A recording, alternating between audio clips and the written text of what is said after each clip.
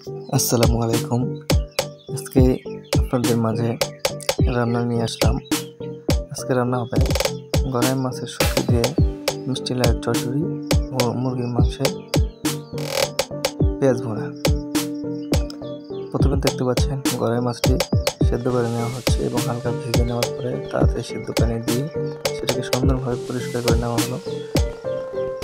পরিষ্কার করে নেওয়ার পরে ছোট্ট একটা পাতিলে মিষ্টি কুমড়া সহ আরও যত যা কিছু লাগে মরিচ, পেঁয়াজ, রসুন, আদা দিয়ে সেখানে মিক্সড করে এই গড়াই মাছটি এই পাতিলে ভেতরে দেওয়া হবে। প্রথমে গড়াই মাছের রান্না করা হচ্ছে, সেই গড়াই মাছটি দেওয়া হলো, দেখতে পাচ্ছেন, দিয়ে চুলাতে জাল দেওয়া হবে। আর এর ভিতরে হালকা করে পেঁয়াজ ভেজে নেওয়া হচ্ছে। পেঁয়াজ ভেজে নেওয়া কারণ সেটা মুরগির রোস্টে দেওয়া হবে।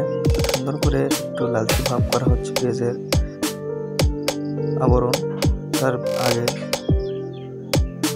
আর এখন দেওয়া হলো মরিচ বাটা, পেঁয়াজ বাটা, আদা বাটা, রসুন বাটা এবং কাঁচা মরিচের চিড়ে, কারণ সেগুলো দিলে টেস্ট হবে অন্যরকম স্বাদ এবং ফ্লেক্স।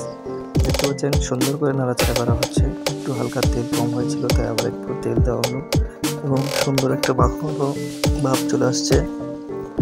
আসলে মুরগির ভুনা পেঁয়াজের অসাধারণ একটা খাবার, যা অনেকেরই জনপ্রিয় এবং প্রিয় খাবার।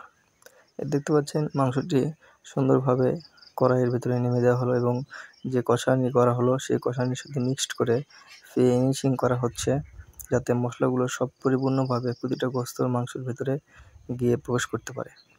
তারপরে অনেকক্ষণ নেড়ে চেড়ে দেওয়ার পরে সেটাকে একটু ঢাকনা দিয়ে ঢাকার পরে দেখতে পাচ্ছেন গোস্তটি সিদ্ধ হওয়ার পথে যেটুকু পানি আছে, ঝোল আছে, সেগুলো শুকিয়ে যখন রোস্ট আটা ভাব হবে, তখনই আমাদের মুরগির মাংস রেসিপি হয়ে যাবে। সেই সাথে দেখতে পাচ্ছেন আস্তে আস্তে হয়ে গেল আমাদের মুরগির মাংস রেসিপি। এবং মুরগির মাংস রেসিপি যে রান্না করা হলো, যাদেরকে অবশ্যই ভালো লেগেছে এবং তারা কমেন্টে জানাবেন এবং লাইক, কমেন্ট, শেয়ার করবেন এবং সাবস্ক্রাইব করতে ভুলবেন না। সবাইকে ধন্যবাদ। আসসালামু আলাইকুম। সবাই ভালো থাকবেন, সুস্থ থাকবেন। সবার দিনের ভালো কামনা, শুভকামনা।